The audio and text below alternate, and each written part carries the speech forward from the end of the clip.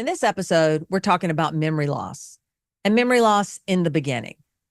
In the beginning, it's really when you're starting to help your care receiver, but you're also helping them maintain their independence. Sometimes you're helping really behind the scenes. We've got 4 main tips. The first one is to figure out what your care receiver is struggling to remember. The second one is to understand and help with what they can no longer do. The third tip is about getting other people involved as you deem appropriate. And the fourth one is to watch out for UTIs. They can muddle up the whole situation. Well, they sure do. Whew. But let's start with a candid conversation around memory loss and memory loss in the beginning. Welcome. We're Sue Ryan and Nancy Treaster. This podcast brings our years of experience in a variety of family caregiving roles to prepare you to navigate your caregiving journey. We're sharing our personal experiences, not medical advice. And because it's our passion to support you on your journey, we believe no topic is off limits. We're bringing you practical tips and candid conversations about the good, the bad, and yes, the ugly in family caregiving. Let's get started. When Sue and I think about the seasons of dementia, we think of it in 3 main areas. First, in the beginning, mostly you're helping in the beginning. Second, the messy middle. This is really where you're starting to assert control. And third, later on, you're really driving at this point. Now, when I think about memory loss in the beginning, honestly, there's nothing harder than to watch your loved one slowly begin to lose their memory. Yeah. It's like a punch in the gut every day. One day you realize they don't know their birthday. The next day you realize they no longer know their address or their telephone number or your birthday. They don't know their ATM code. It feels like an avalanche of punches. And it really creates an emotional roller coaster for you. And while you're in this emotional roller coaster or on it, you're also trying to help your loved one get through the day. So honestly, it's really, really hard and probably, Sue, one of the most difficult times. It is because they are still in the phase where they know they're forgetting things. So they're currently aware of it. So you're dealing with things where you're aware of it and you're trying to help them navigate it. They're also aware of it and they're going through their own series of emotions around it. So it's that much more complicated for you. Very good point. It's really emotionally charged because they're upset, scared, and frustrated. And frankly, you're upset, scared, and frustrated. Everybody's having a hard time. Yeah. I've been on many caregiving journeys, and every journey has been different. Every journey has had something in the journey of the path of it and everything. It's presented different symptoms. They've progressed differently. They've lasted different lengths of times. And so it like as you're saying, with the shock wave of reality, we can have done the journey before, but we still really don't know what's going to happen. What we do know is it's not going to go back to the way that it was. And that's a big adjustment for us as well as them. Now, there may be a day in there where all of a sudden they have great clarity and we think, oh, maybe it was wrong, but basically, no, it's not going to. And so, for example, when I was giving prompts, whether it was in the kitchen or the bathroom or the dressing or anything like that, I wanted to create an environment that was as close to what they were used to. However, it was done in a way that was going to be supportive of them where they were at that point in time. And that's with a lot of observations that could change day by day. And that's such a good way to think about things. And we're going to cover that when we get to tip 1, because that's really what we need to talk about in a lot of ways.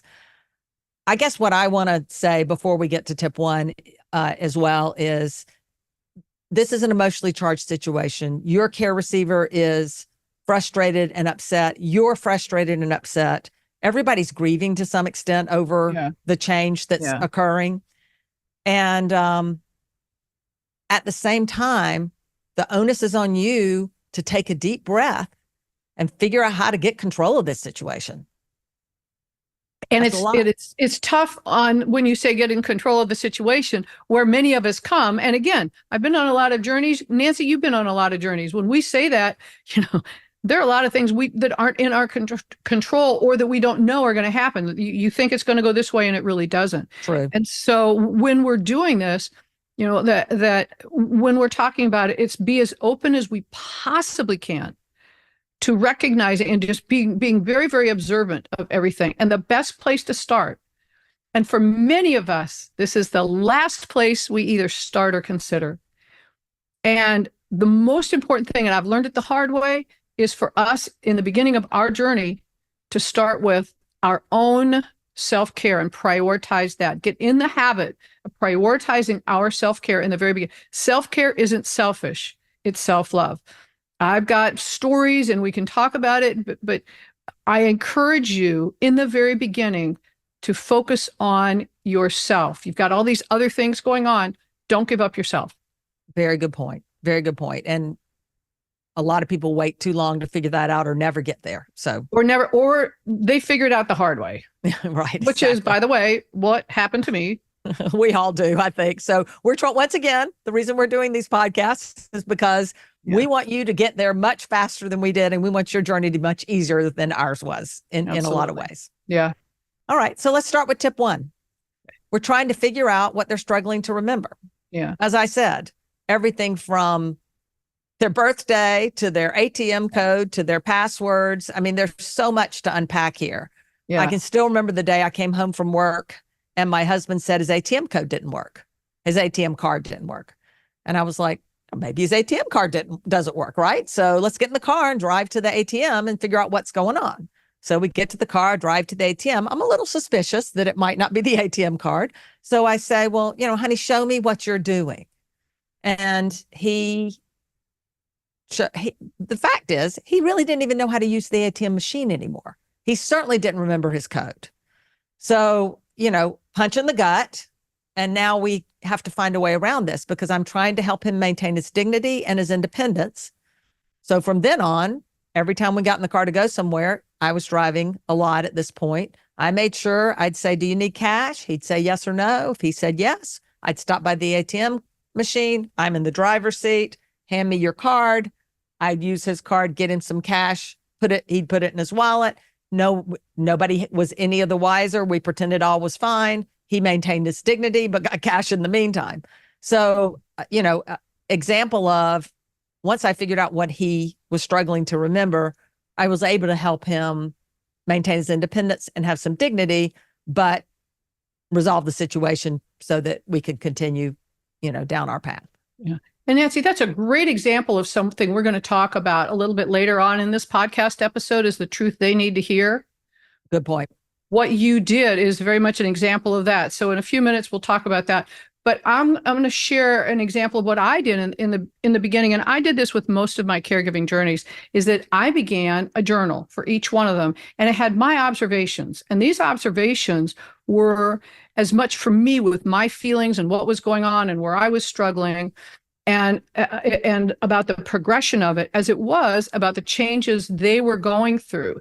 And part of the reason I wanted to make sure I had all of that information is to be able to figure out how to help gradually move them along, remember what their patterns had been. So as soon as I started noticing changes, I got really intentional about observing or remembering what they had been doing so I could make adaptations and keep things the same, as close to the same way as it was before. Quick example with my dad. Very, very routine-oriented person my entire life growing up. Eat at the same time, have the same food in the same location, all of that.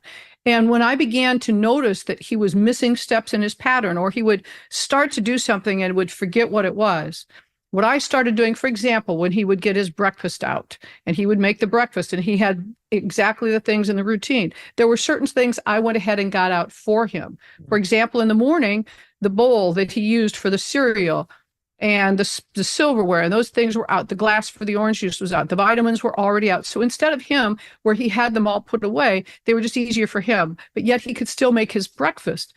With my husband, if for him, he was struggling to make order with numbers and he was a numbers guy. And so I shifted the ways that he used the numbers and brought things to him so that the answers were more already there and he could look at the answers instead of trying to figure things out. So maintaining independence clearly, but you're helping, and sometimes in a very behind the scenes way, right? Yeah, that's a great way of saying it. Is so often in the very beginning, it's very behind the scenes. And part of what you're observing is how well they get it. But you're also navigating, and this is important on the self-care part. Nancy, what you said, I call it drip grief. Yeah, this one little thing, I got to do this now, and they don't remember how to do this. And sometimes there are really a lot of emotions surrounding that for yourself. Be observant of those and honor those. It's a big deal, even if it seems like it's a little thing.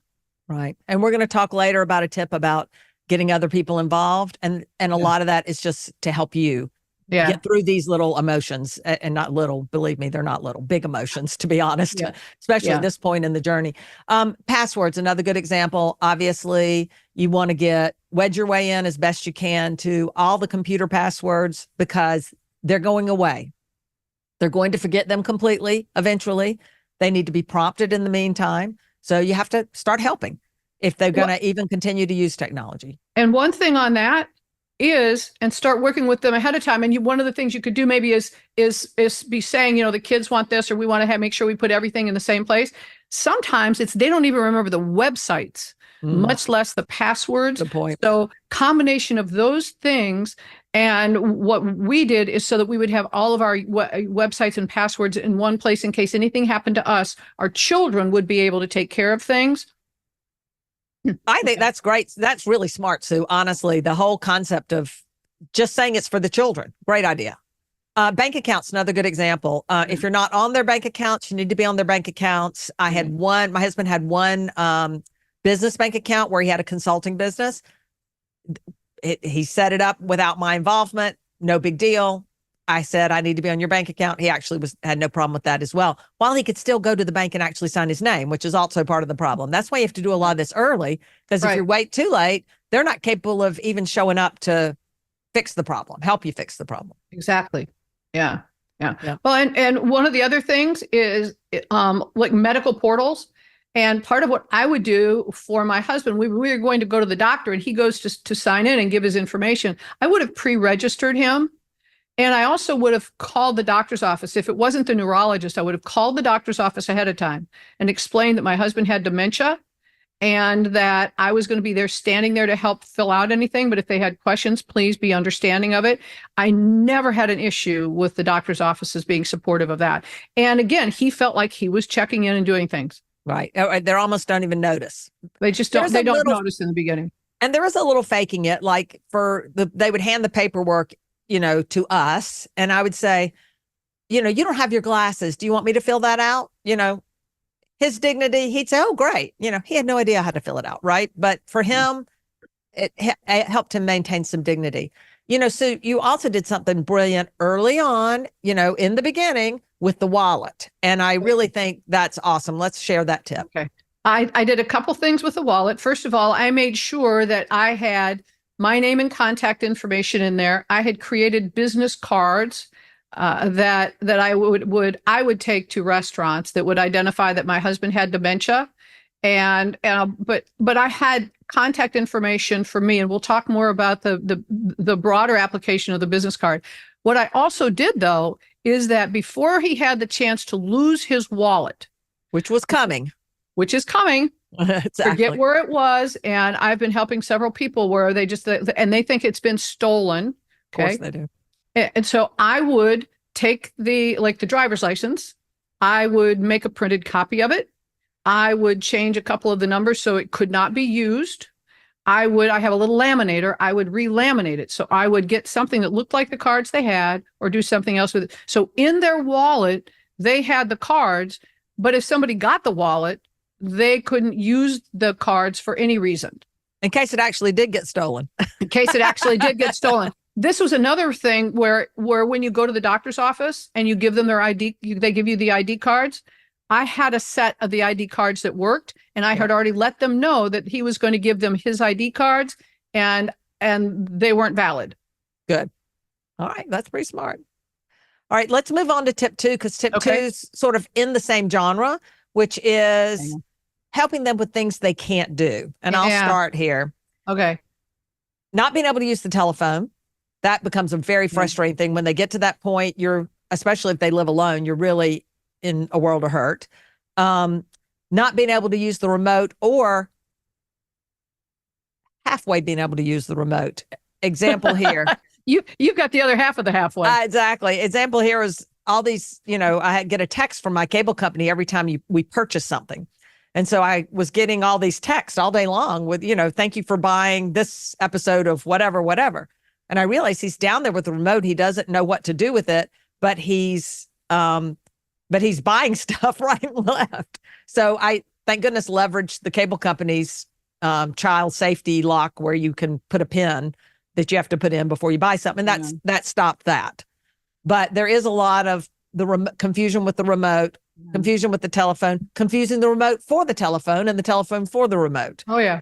So this is also where you're helping. I would go down once I realized my husband was struggling so with the remote. I was still working mostly at home at this point, but I would make sure I would sit with him every time I had a break and make sure if he was wanting to enjoy a TV show, he was on the right channel and he had what he needed, as opposed to just leaving him for hours to figure it out for himself. Yeah. And it's very helpful because you don't want them to confuse the phone with the remote, and have a remote that you can speak into, because then they're speaking into the remote like it's a phone. The other temptation you might have with the phone, and this is what I did. I thought I would get a simpler phone for my husband. And I'm not going to tell you the brand, but there are brands out there that are simpler. As a loved one ages in a healthy way, they're aging, that's a great device. If your loved one is even in the early stages of their diagnosis, a simpler phone is actually not simpler. And so in the context of taking every app off, taking all the other things off, making it as easy as possible for them to use it, that's going to be valuable. And then with same thing with using other devices, Nancy. Well, just to that point too, it's also probably easier to simplify the device they already have than to change devices. Anytime you try to add a different device, now you've created a learning curve, and learning curves are steep. Their curve is going this way, not. Yeah. Best to take the existing device if they have a smartphone and delete apps and just get it down to where they've got 3 apps or something, than to start all over with a new device. Yeah. So, anyway, Exactly. I did find ability to use things like the microwave, the coffee maker, those things fell off pretty quickly at my house. So I could no longer leave meals that needed to be microwaved. Just duly noted, couldn't use the microwave. So I didn't leave microwaved meals. So, things, once again, this is about helping them understanding what they can and can't do, and trying to make sure you adapt, because this is about observing and adapting. Observing and adapting. And one of the things early on to consider adapting, when they've lost the ability to use a device that could cause harm, unplug it or do something. For example, the stove or with the microwave. If there are things they could do, like if they forget about what to do and they put something metallic in the microwave and they don't know. So at any rate, as you're adapting and you're observing, and this is again why I was journaling things, is to see and just like when you've got a young child, no matter how many things you do to try to make sure everything's safe for them, you may forget something. So give yourself a ton of grace. Just continue to be observant. I'm smiling only because I'm remembering the time that I was preheating the oven and I smelled something and I thought, what is that smell? And I opened the oven and there were his tennis shoes in there. That scent lasted for a while. I was like, oh my goodness, I'm cooking his tennis shoes. Anyway, we'll move on. So let's go to tip 3, which is about getting other people involved. And I said as appropriate, because this really depends on somewhat respecting your care receiver's wishes, but at the same time, understanding that you respect them to a point. Yeah. So I'll start at my house, where it wasn't near as simple as it was at Sue's. At my house, my husband didn't want to tell anyone.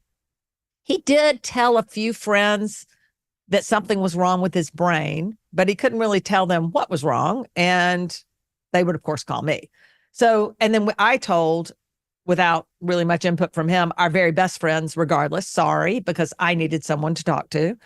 It was probably a year before we told his parents. And that was, I think I made the executive decision, it's time to tell his parents. And so I'm telling them.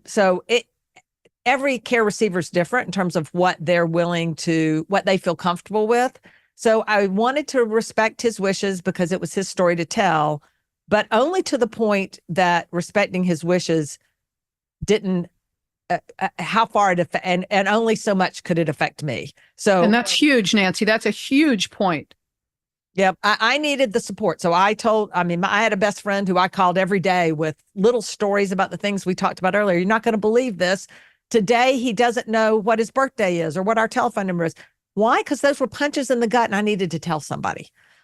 So anyway. Yeah. Well, on the other side of that, because that very, very valuable point is often when our loved one, and I did not have this experience with my husband, we'll talk about that in a moment, but when we have, and I've learned this through so many different support meetings and so many conversations with people, when one of the loved ones does not want to share, have the conversation with them.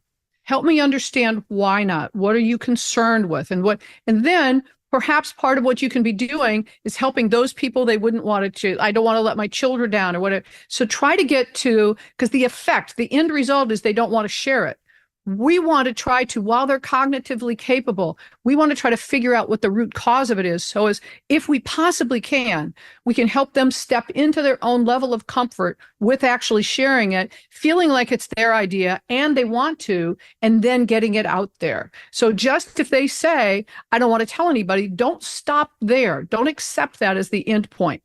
I love it. That's great advice. Absolutely great advice. Now let's talk about the other side of the coin, though, where it's nice to see or hear. The journey that I had with my husband and my dad, both the exact same thing. We're fine letting everyone know. We want everyone to be part of the journey. We want them to help us along the way. And he shared it to everyone. And we talked about it. Wow. And it was very, very open. And the same thing with my dad. And what it did was allow other people to so graciously support them. And that we talk about dignity and maintaining dignity. When someone knows, they ask questions differently. They talk to you differently. They listen differently. They're patient in different ways. They're able to lean in and support you as well in ways if it was being hidden, they wouldn't be able to. And then there are things that don't seem right to them, but they don't feel like asking. And so you've got friction with friends and loved ones. They don't know what to say or do. Yeah. We didn't have any of that. And it was amazing the number of ways. And people who, very, very quick example, my husband's a Mass everyday Catholic, and I would be taking him to church every morning. And there was a gentleman one day who tapped me on the shoulder. He said, I go right by your home on the way home. May I please bring your husband home? Of course. Very nice. Very nice. All right. So obviously each situation is different, but please take Sue's advice. Even if they say no, dig in a little deeper. And maybe it's no right now and you can't get them over the line. Back off, because I think we should respect our care receivers, but don't let it be no forever. Bring it back up when you see another opening and keep trying, because it will be easier when you're over this hump. I'm going to add one more piece in here, and it kind of relates to that, but I call it keeping promises you're not meant to keep. When we're young and in love and we say, oh, till death do us part, we're going to care for each other. And perhaps we've gone to a care facility and seen someone in there and decided we didn't want that to be our experience. And we look at each other and pinky promise, I'm going to take care of you at home. We're going to stay with each other. When we're young and in love and have no idea what it would be like to have somebody fighting you in the middle of the night and you need to change their diaper and they've wet their bed, they don't know. One of the things that is so stressful for everyone is keeping promises they're not meant to keep.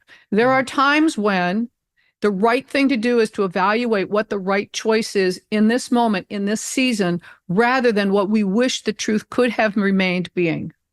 So, and slightly to that point, the reason a year into the diagnosis, I told his parents knew is because one day I made the executive decision. It's time for his parents to know. And, I'm done with the fact that we're not telling them. So anyway, long story short, this is one that obviously you have to navigate, but when you do navigate it, don't give up. keep going, keep trying. Just, Right. sit back. If it doesn't work one day, give it another try at a more appropriate time. Because it's for you and everyone else. It's for you, your loved one, their families, friends. It's for everyone. Yeah. So now let's go to the fourth point, because the fourth point is UTIs, and they can muddle the whole situation. So jump in on that one. Okay. UTIs, urinary tract infections, manifest themselves in many, many, many ways. They are often caused because our loved one forgets to drink. They are uncomfortable going to the bathroom, so they don't drink because they're uncomfortable toileting, or they're just not in the day of what's going on. They're not aware that it's just not in their awareness. UTIs can come as like they're having a stroke. It can be as though they're having a challenge with their memory. There can be physical issues. They can be having delusions. There are all different kinds of ways that it manifests itself. When early in the beginning, it's a big part on us to maintain making sure they're getting enough liquid in their day to prevent, especially if they're not someone who normally had UTIs. I, for example, early in the beginning with my dad was huge on this because he didn't like using a public restroom. He didn't like having anybody know he was going to the restroom, and he was uncomfortable with the transition in using the restroom. We would put out beverages for him, glasses for beverages, or put out the water in containers. So every day we knew exactly how much water he had. We monitored that, and we took care of that to make sure that happened. Nancy, what are some of the things you did? Well, a couple of things too. Dehydration, this really with my father. He had Parkinson's for 25 years. And we could tell a huge difference when he was dehydrated in how confused he was. Even if he didn't get a UTI, it definitely it exasperated his confusion. So dehydration's just bad all the way around. Be careful and continue to watch it. To this day, constantly walk past my husband. You want to have a drink? You want to have a drink? It's a constant thing. And on UTIs, my father-in-law has a lot of those. He's got some other problems that are related to that. And we've had to go to the ER twice with UTIs, because one of the things to note, he's a 90-year-old man. UTIs, it's hard to imagine. And I know I've had people say this to me. Well, how did they not know they had a UTI? The older you get, UTIs do not hurt like they do when you're young. And so a UTI can get extremely bad, almost septic, before you catch it. And it's these other things that cause you to know something's really wrong. So you have to keep them in the back of your mind all the time. I'm on a dementia caregiver support page, and people will say, oh my goodness, my loved one just did blah, blah, blah, blah, blah. And inevitably someone would say, check for a UTI. It is constant. It is constant. So let me summarize. In this episode, we talked about memory loss. In the beginning, if you remember, in the beginning is when you're helping. We had 4 main tips. The first one is to figure out what your loved one is struggling to remember. Second tip, help them with what they just can't do. Third, get other people involved as appropriate. And fourth, watch out for UTIs. Absolutely. I'd like to just sort of summarize also with everything that you're going through seems like it's going to last forever. So many of these things are phases.